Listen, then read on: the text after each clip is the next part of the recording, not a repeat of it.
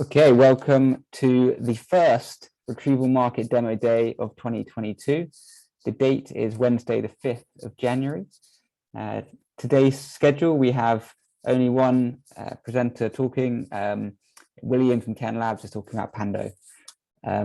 Please put any questions you've got in the Slack channel, the Retrieval Market Slack channel, and over to you, William. Thanks, Patrick. Okay, let me share my screen.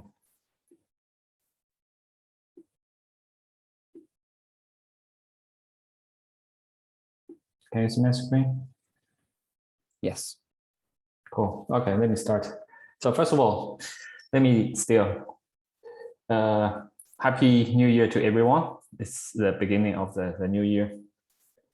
So hope every team and everybody had a great break during the Christmas and the New Year season. Okay, today I'm going to give you another introduction about the Pando metadata service that Ken Labs developed in past few weeks. So I think I have done a couple of demos in the different features of the service today. I'm going to go through again, and we'll also introduce you the provider integration and our full API spec and the documentation stuff.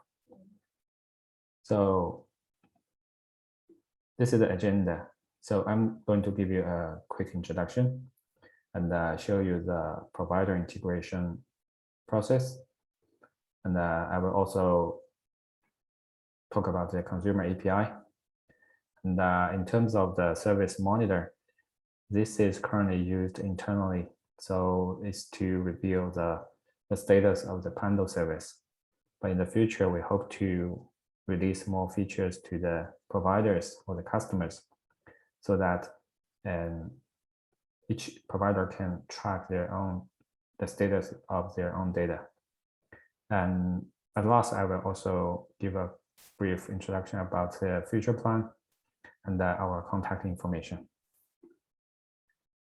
So introduction, the Pando service. So it keeps the IPOD format metadata included and constantly available by the consumer API. So we support two protocols, I can say, the HTTP API and the P2P. So it's over GraphSync. The consumers can query the IPOD data over GraphSync. I will talk about a bit later. So in general, consumers still need to integrate the GoLex, which is the module developed by the, I think, Berkeley Lab folks. And Pando also provides a lightweight, unbiased access to the metadata stored and discourage historical revisionism. And I say Pando also persists the archives on Filecoin, which means the provider's metadata or the provider's data will be stored and archived on Filecoin network. So the consumers can optionally also access directly from there. This is a general architecture of the service. So there will be three parties: provider, consumer, and the Filecoin network. Providers can notify metadata update following the integration process. So notify the metadata update to Pando service. The Pando service will synchronize the updated IPOD data from provider. And all these data will be periodically archived and stored on Filecoin network. As a consumer, they should be able to query the metadata via GraphQL and can also query provider metadata or provider data via GraphSync.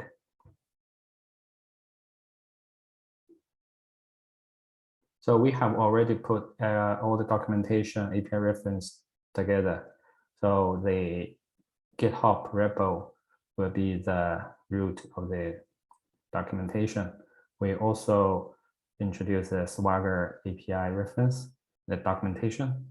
So any user can access one of the link here to see what Pando service provides. We also deployed a Pando service on one of our hosts. So I call it just a managed Pando service. So by hitting the pando/info URL, you should be able to see the required information for example, Pando, the provider integration. I'll show you quickly. And for provider integration, there are 2 steps needed. First of all, each data provider must initialize a GoLex instance and publish data to Pando pub/sub topic, which Pando subscribes. These 2 steps are also listed on our documentation. So anybody who is interested can look into the steps.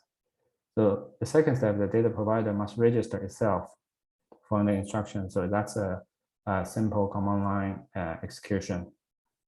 After that, the data provider can start using the Pando service.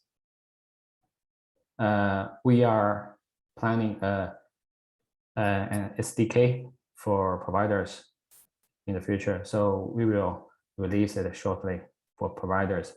For now, if you look into the example we provide in the GitHub repo, the providers may still need to do a bit code change to integrate or initialize the GoLex. We are trying to ease the integration process as much as possible. So that's a role of the SDK. And the consumer API. So for data consumer, it will be easier for them. They still need to initialize a GoLex instance in order to carry data via GraphSync. For the metadata, the Pando service metadata, data consumer can simply just make a HTTP API call. For the metadata API, it's also listed on the Swagger documentation. I will also show you shortly. Next thing is the service monitor. I think I showed this dashboard before, and in general, there's no more metric introduced since the previous demo. So this is pretty much what we have now. It's also, as I mentioned, it's used internally by Pando service for now. So we just use it to track the status of the Pando service. In the future, we are hoping to expose more metrics to individual providers. They will have a portal, a web app to allow them to manage their registration and their data storage. And this is a future plan. So we start serving real data providers in Q1. I think now we are start serving data providers. We are looking for any providers that are interested, and we are happy to help them integrate into our Pando service. Next step, the other thing is the continuous feature development. For now, we have done the main features. We still have a list of features to be developed. So it's part of a roadmap. So we will show more features in the future demos. This last thing will be the customer support. Any providers will be treated seriously. So to make sure data can be properly synchronized and safely stored and archived and served to the consumers. Okay, so we are happy to welcome anybody interested in storing IPLD data in Pando, or if you have any problem in using Pando service, or even address any bug in our code base, feel free to ping us on Slack or email to info@kencloud.com. Even if you are interested in joining us, you are more than welcome. So feel free to reach out to us on Slack. So this is our contact information. So it's for the better future of Cloud 2.0, the slogan of Ken Labs. And this is our team. I'd like to introduce our core dev team who have been working on the Pando service for several weeks. So in the middle, you can see this is the core team in the Chengdu office. They celebrate the new year.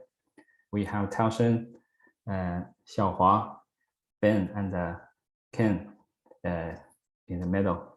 So Yongxing and Abel, they are also the core members of the whole team. And you can see this is me and Jason on the right. Thanks to the great effort from everyone. Okay, so this is the introduction, and as usual, I'm going to show you what we have done in the documentation and the API set. So this is the official repo. So we put everything here for or useful here as a provider. As a consumer, so we are still working on the documentation. And this is the developer guide, if you are interested. So how you can set up the dev environment. And this is the configuration specification. So for each option, you will learn what is used for and what you should pass to. And the last part is the API set. And this is the API.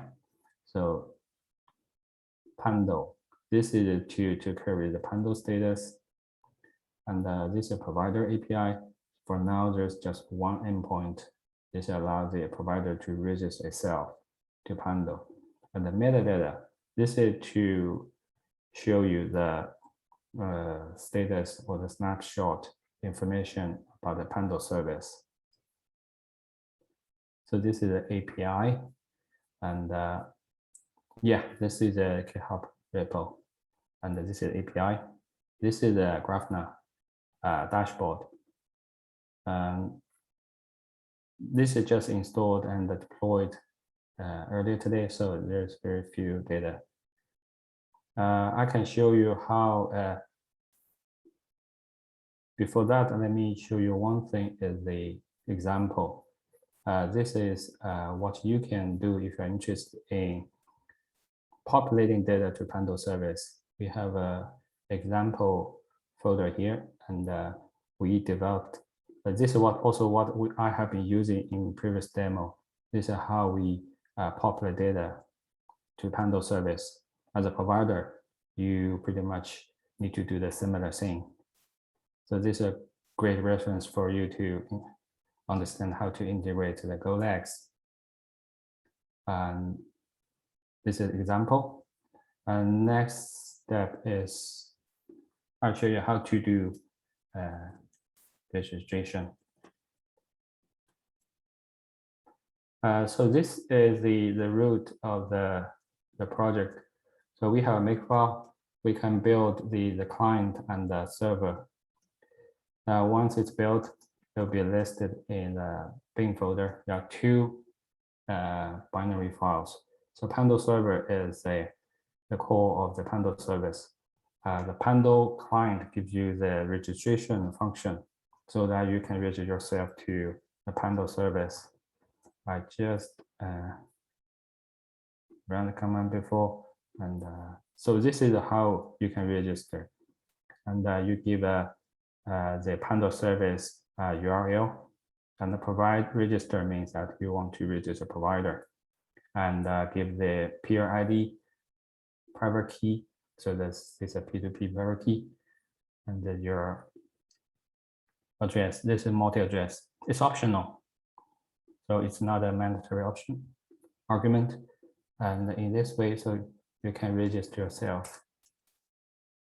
Once you see register success or 200, code 200, it means you have successfully registered.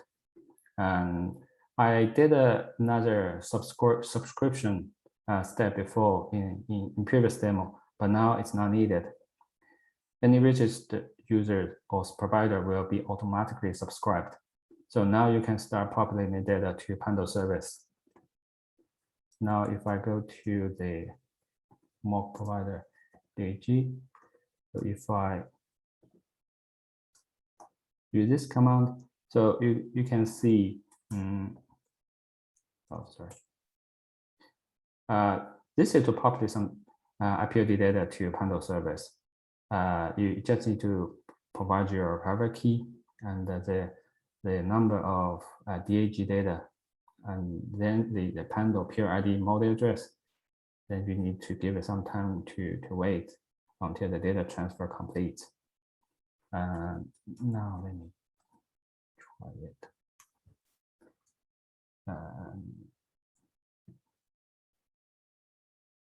Okay, so it will send, let me see, 10 pieces of DAG to the Pando service. 1, 2, 3, 4. There should be 10 CIDs here, and it will wait 20 seconds.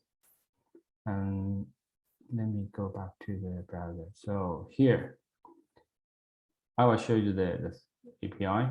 So first of all, this is the API you can use to query the status of a Pando service. It gives you the peer ID and the API address. So you can use this information to populate the data, as I just show you here. So you need to provide Pando peer ID and the multi-address. So this is the API where you can find those information. Okay, so the next step is the metadata. So the metadata list API, this guy, will give you actually a snapshot list. This is the most recent one, which contains the DAG information, what I just produced. So if I use this CID in the API, this one, so it's a get a snapshot detail, can be queried by CID or height. Now I'm using that CID.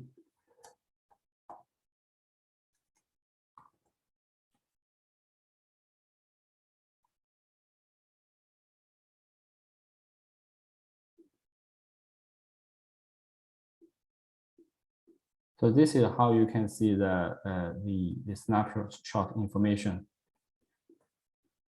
Let me see how many are there. 1, 2, 3, 4, 5. So this is the older one.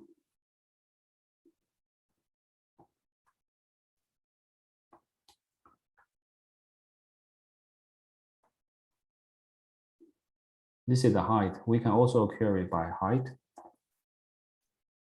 3, 5, 4. Yeah. So this is the most recent one. So we have 5 snapshots. So this is the most recent one with height 4.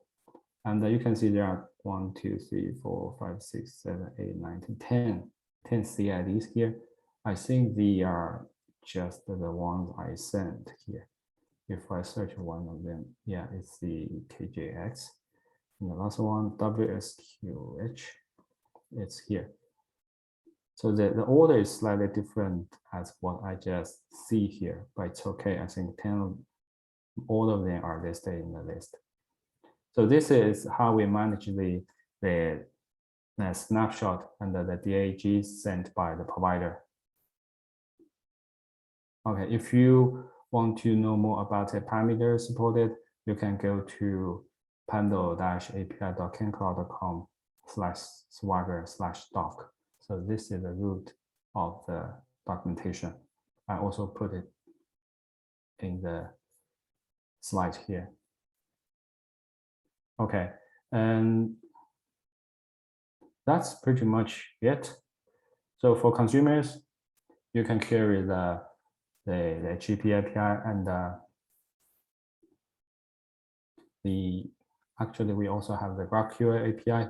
This part will be updated to the document shortly.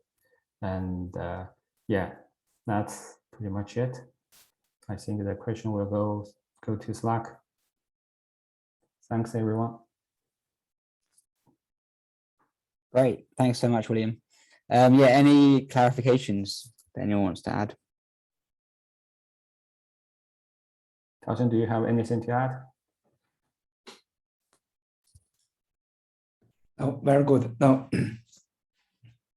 Okay, probably I can add a couple words to the Pando service. So to clarify, the Pando service will provide the solution to any third parties that are interested to get their IPLD data persisted.